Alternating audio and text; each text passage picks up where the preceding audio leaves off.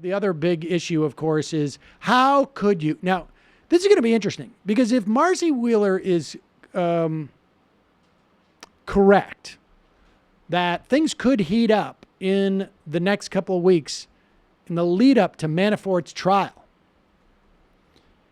and the more real, and there are already real charges and some real plea deals, but the bigger it gets, the more dramatic and the more the Republicans are going to have to address this, right? Paul Ryan can't hide out in his his cheese factory or wherever he's hanging out and just say like, oh, you know, I've been just sitting here eating my cheese nubs or whatever those things are, those like little cheese curds, and you never had those. Remember those new news that Donald Trump and the president and his sons and his daughter actually requested personally a series of hits by a Russian family. I'm not really engaged in that. I'm trying to get people back to work. I don't like that Twitter stuff. I don't like that Twitter stuff. Twitter, you talk to me news, about newspapers, radio, TV, talking to people. I don't engage in any of that anymore. I didn't come to Washington to talk about Russian gangs.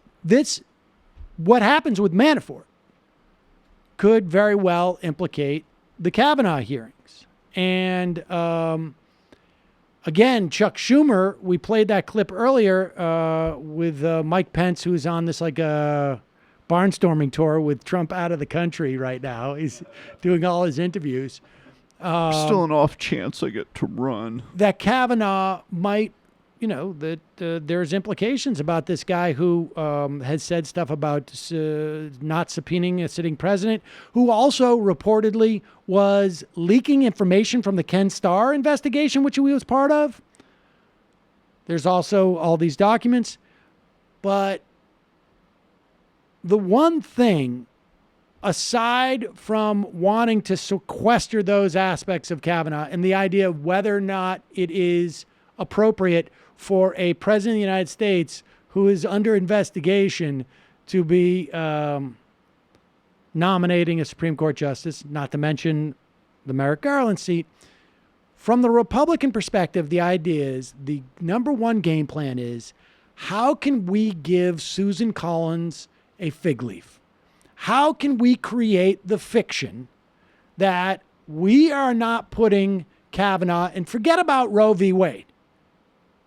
Roe v. Wade is a distraction. We are putting Brett Kavanaugh on there to fundamentally undercut the right of a woman to get an abortion.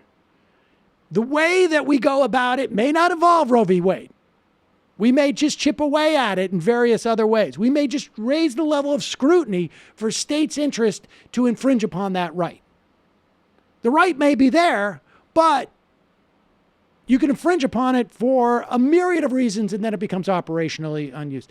So from the Republican perspective, the number one game plan is, how do we give Susan Collins cover to go back on the promise that she made to her voters in Maine? And here is Mike Pence really inartfully doing that.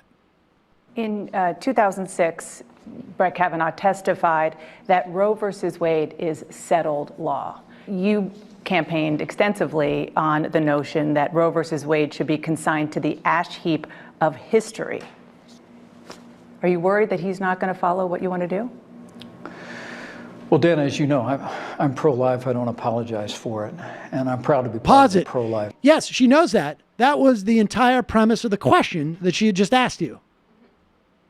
Administration that's advanced pro-life policies.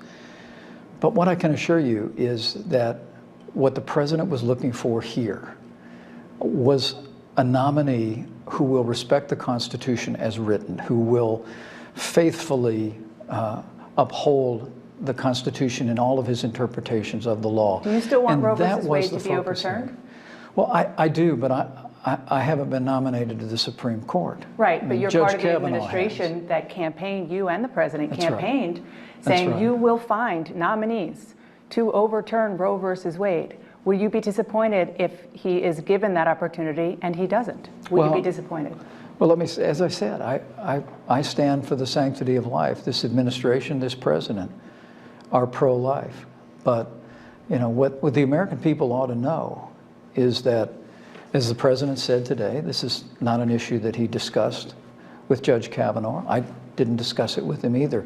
What we really focused on was the character, the background, the credentials, and the judicial philosophy. But again, you campaigned so aggressively on finding a nominee who would overturn Roe versus Wade. Do you feel confident? Can you assure the people who voted for you on that notion that this is the man who will do that? Well, what I can assure people that voted for us is that this will continue to be a pro-life administration. From early in this administration, President Trump has taken decisive steps to advance pro-life values at home and frankly in foreign aid around the world. I love that. And frankly, in foreign aid around the world. Like, it's you don't want to, he doesn't want to beat around the bush about that one. Well, what I don't know exactly remember what that's referring to, but I have seen some of my pro-life cousins and stuff citing that there's some law. Oh, the gag order. The gag order. Yeah. Like, what does pro-life mean to him here? Because, I mean, I know what it means to him here, but like, if we were to include like all the people who die because they don't have health care, or all the people who like starve to death, like, yes, that's the classic. It's not a new point, but like, yeah, but they're losers. That's not really what I'm talking about. That's the classic dodge. But the amazing thing is that it is completely radioactive. They need this kabuki theater for Susan Collins, and I'm gonna need some. I mean, kabuki this theater. is, we talked about the idea of the Supreme Court not being the only element in changing policy, but this is the moment where organizers on the ground in Maine, like, the reason why Mike Pence won't tell Dana Bash on CNN, which is watched by, I don't know, 1 million people, maybe. I don't know how many, maybe 20,000 in Maine. I don't know. 30,000 people in Maine, maybe.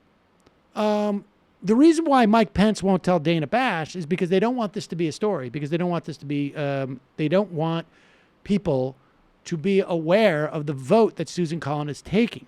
So there is a big opportunity for people on the ground in Maine. Jimmy Reefer Cake should not be sending us any more songs that are generic. You should be going out and going on the town square and singing about Susan Collins about this to vote to basically disenfranchise women from their right to have sovereignty over their own body. yeah, hit the road, Jimmy. No, abortion's not about weed. Do a little tour of the town squares of the great state of Maine. Hey, if abortion was banned but weed was legal, would you take that trade? The question that I think Jimmy's going to have to deal with. Oh my God! But this is honestly, this is the moment. This is the opportunity for people to have a direct impact on the future of this issue. Is basically just scare the hell out of Susan Collins. You ought to, and maybe Make also people- Murkowski to some extent. I mean, she is also technically on the record as being pro-choice as well. Is what happened with Korematsu a good example of what could happen with Roe? Like they give a fig leaf and the maybe It will come down to, I think, just a question of, I mean, there'll be other things, but it'll be, so for instance, when I think it was a Texas trap law, which was, and I believe this was one where you needed to have, you needed to be licensed, but you also need to be affiliated or within a certain amount of distance of a hospital. And the question was, does the state have a compelling right? And there is a standard, right? It has to be seriously compelling to infringe upon this right. And under Kennedy, it was no. But when it's 5-4, Kavanaugh or any of the people that Donald Trump would nominate, the scrutiny in which they will measure the state's right to infringe upon that right, the bar will drop. And so the state could say, like, well, we think that abortion clinics should be painted, gold lame, or actually should be built exclusively out of the finest grade steel, and make it just like virtually impossible to afford to build it. Or everybody in the office needs to be licensed and needs to be a physician trained from a certain school. And that's not going to happen there. There's all sorts of, I don't know what, they're coming up with different laws, I imagine. And it's already quite bad in that respect, but could certainly get worse. There's, I think, close to a half a dozen states where there may be one abortion clinic in the entire state,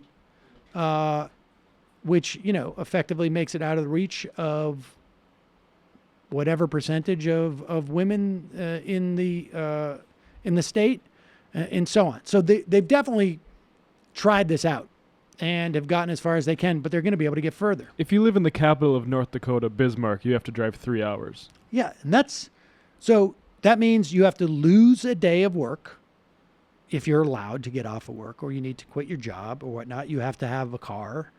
You got to raise the money, because Medicaid is banned from paying for abortions in many states, not New York, though. Yep. It's crazy to think that Roe versus Wade could be overturned and it would just be like a ancillary benefit, as far as they're concerned, to a move that was primarily made to protect Trump from an investigation.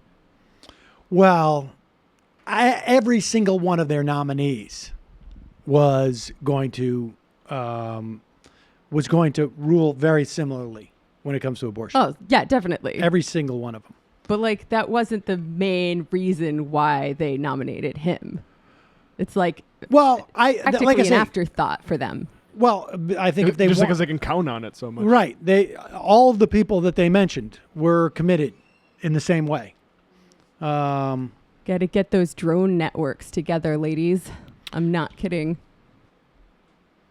Drones? For birth control.